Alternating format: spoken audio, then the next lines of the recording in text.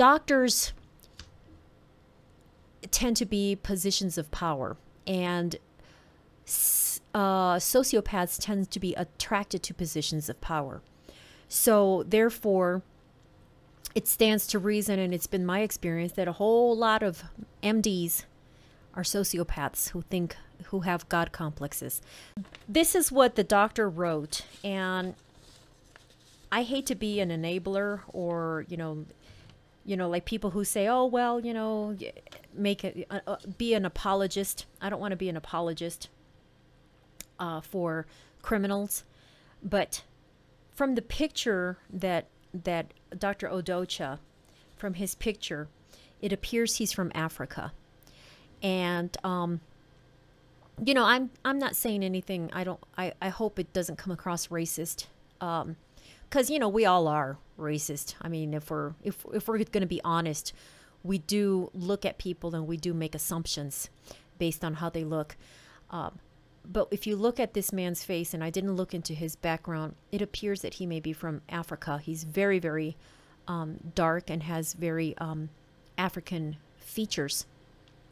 So as a former registered nurse, I'm here to tell you I've worked with a lot of doctors from Africa, and they come on visas, and I wouldn't be at all surprised if he was ever so willing to obey the costumed man with the gun and a warrant in his hand, because he didn't want to get deported, because he may have a few villages to support in Africa.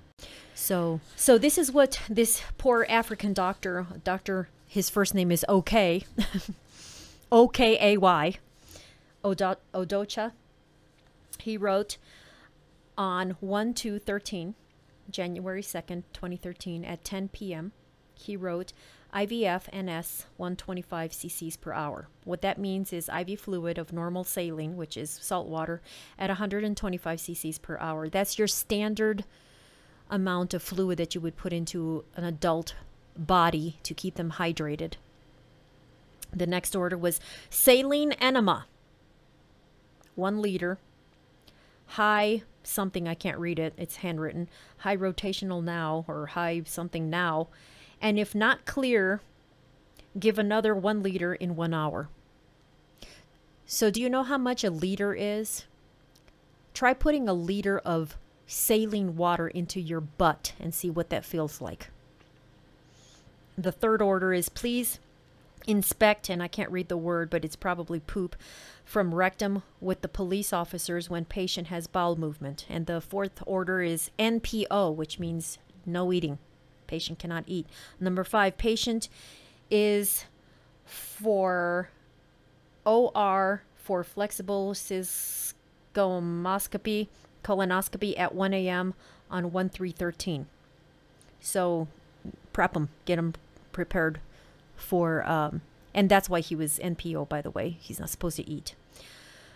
Number 6, CBC, CMP, 12 lead EKG, chest x-ray as pre-op stat. So CBC and CMP are blood orders, and they're basically checking his blood work to make sure that he's okay for surgery that he is not consenting to. But number 7, he writes, see judge's order for consent for this procedure. Lovely, lovely, just lovely. Now the nurse that was off going the shift, his name is Brian J. Zimbelman. And he typed into his nurse report, it was entered at 22:16, report given and care turned over to Clay RN. So then at 22:23, that's 23 minutes after 10 p.m., Clay J. Donovan RN types saline enema administered per Dr. Odocha. This same registered nurse at 11:15 p.m. writes, patient had BM, that stands for bowel movement, that resulted in 300 cc's of brown liquid, no contents of what was being sought after by court order. Orders are for second enema administered now.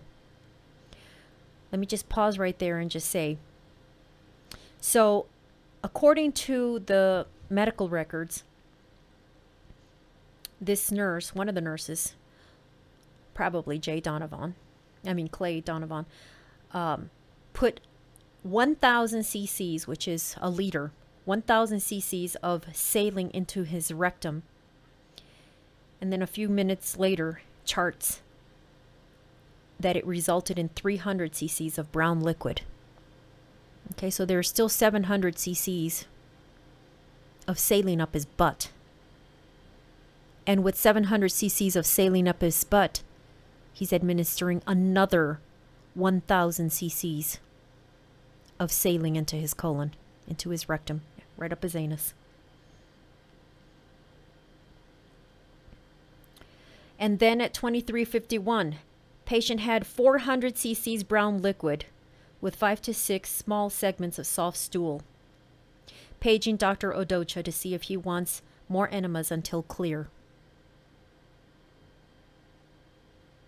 And then he writes at 23:56, new orders received from Dr. Odocha. Now, when the doctor isn't available to handwrite his own orders, the nurse can write them for him. So the nurse wrote one saline enema at midnight. And then he writes TORB, which I assume means telephone order repeated back. And he signs it Clay Donovan RN / for Dr. Odocha. And then Dr. Odocha validated that order at 2:15 a.m. thereafter. Okay, so they gave him 3 enemas, and all I saw in the report was a total of 700 cc's, 300 and then 400. I don't do math real well, but if they put 3,000 cc's of liquid in him, need I say more? Okay. So then he goes in and, they did a chest x-ray. I would say that according to this record, it was the Dr. O.K. Odocha who ordered the chest x-ray. And it was Dr. Joseph, let me see,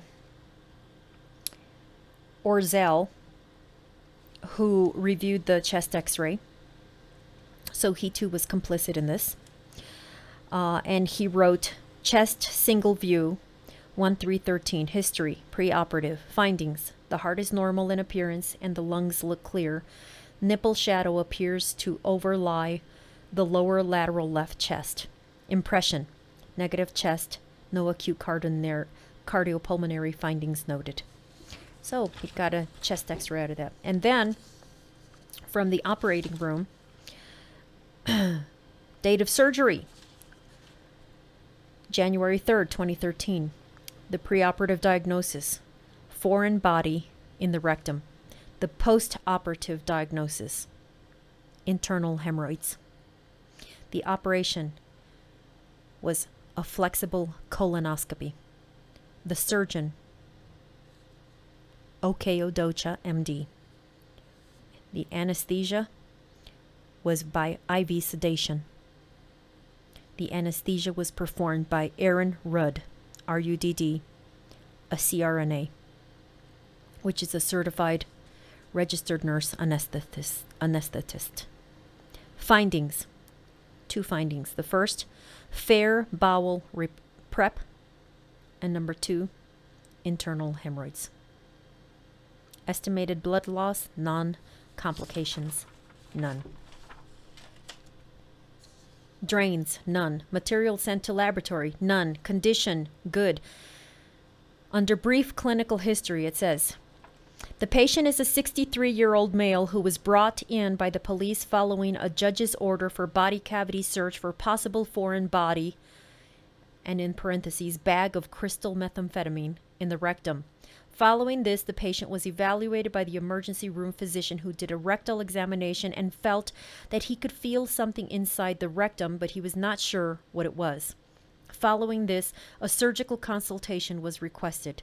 the patient was evaluated.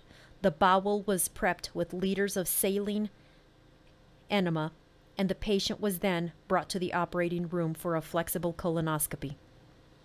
Under description of procedure, the patient was moved to the operating room table. A timeout was called. Monitoring devices were placed. The patient was positioned with his left side down and his right side up. Following this, well-lubricated index finger into the anus. The anal sphincter was intact. No masses were noted. Following this, a well-lubricated colonoscopy was inserted. The scope was inserted into the anus, and air insufflation was begun. The scope was passed up the rectum, the rectosigmoid, descending colon, and transverse colon. We encountered some looping in the transverse colon, but this was corrected by manipulation of the abdomen and manual dexterity with the scope. We got into the ascending colon and then into the cecum. The cecum was identified by the orifice of the appendix and by the ileocecal valve. Following this, we looked in the cecum in a 360-degree fashion, and no lesions were noted. There were no masses seen. No foreign body was seen. We then came out looking in a 360-degree fashion out of the cecum and into the ascending colon. We then went past the transverse colon and into the descending colon, rectosigmoid, and into the rectum. In the first distal rectum, we retroflexed the scope and saw internal hemorrhoids. The scope was then straightened out and we came out of the rectum. We performed a careful inspection of the rectum and saw no lesions or foreign body. We then brought the scope out of the anus. We took pictures for the cecum, orifice of the appendix, and the ileocecal valve area. However, due to technical problems with the printer, we could not get any pictures printed. However, we did get pictures of the anal rectum printed after the circulating nurse manipulated the printer. We got pictures of the anus and the rectum. The patient was taken to post-anesthesia care unit in stable condition. Signed electronically by O.K.H. Odocha, MD. Lovely. So why on earth do we need laws? Laws are just opinions with guns. So about Dr. Mengele, as a forced labor prisoner under Mengele's direction, Epstein proposed a study into treatments of the disease called NOMA, N-O-M-A, that was noted for particularly affecting children from the camp. While the exact cause of NOMA remains uncertain, it is now known that it has a higher occurrence in children suffering from malnutrition and a lower immune system response. Many develop the disease shortly after contracting another illness such as measles or tuberculosis. Now, speaking of these types of diseases, I want to do a plug for my radio show on Freedomizer Radio, which is going to be tomorrow from 9. Well, it's Monday through Friday, but tomorrow is Thursday. And on Thursdays, I focus on these forced vaccines. We don't know what the heck these psychopaths are putting in us. And if it wasn't for government, we would know. I mean, there's no reason that we couldn't, like, for example, get a strip. I mean, when I was a nurse, we had little strips and you would dunk them in pee and it would tell you, you know, the acidity or whatever, or put some poop in it and find out if it's got any blood, the poop has any blood in it. And, you know, those are free market inventions. So where is the invention to check out what is inside of these flu vaccines and all of these vaccines? What are they putting in us? The Mengele took an interest, according to this Wikipedia, in physical abnormalities discovered among the arrivals of the concentration camp. These included dwarfs, notably the Ovitz family, the children of a Romanian artist, 7 of whom were dwarfs. Prior to their deportation, they toured in Eastern Europe as the Lilliput troupe. Mengele's experiments also included attempts to change eye color by injecting chemicals into children's eyes. Various amputations of limbs and other surgeries, such as kidney removal, without anesthesia. Renee Gilson's account of her time in Auschwitz details certain experiments performed on female prisoners around October 1943.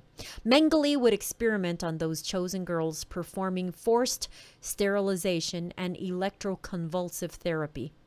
Most of the victims died because of the experiments or later infections.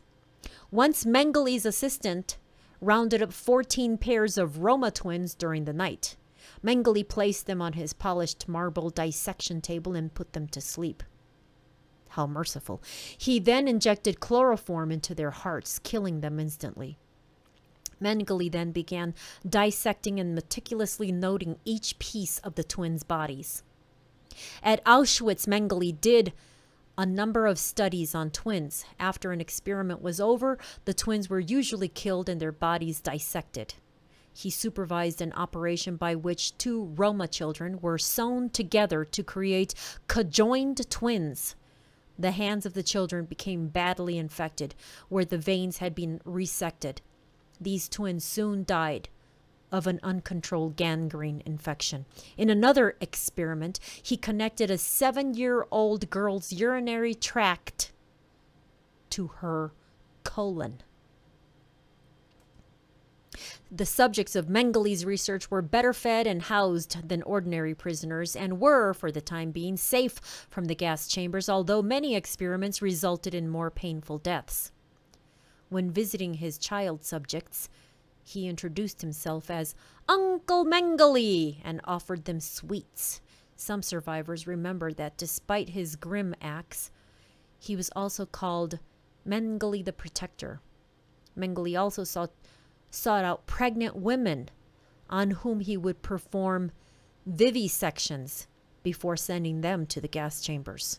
Former Auschwitz prisoner Alex Deckel has said, quote, "I have never accepted the fact that Mengele himself believed he was doing serious work, not from the slipshod way he went about it. He was only exercising his power. Mengele ran a butcher shop. Major surgeries were performed without anesthesia. Once I witnessed a stomach operation. Mengele was removing pieces from the stomach, but without any anesthetic. Another time it was a heart that was removed, again without anesthesia. It was horrifying. Mengele was a doctor who became mad because of the power he was given. Nobody ever questioned him. Why did this one die? Why did that one perish? The patients did not count. He professed to do what he did in the name of science, but it was a madness on his part.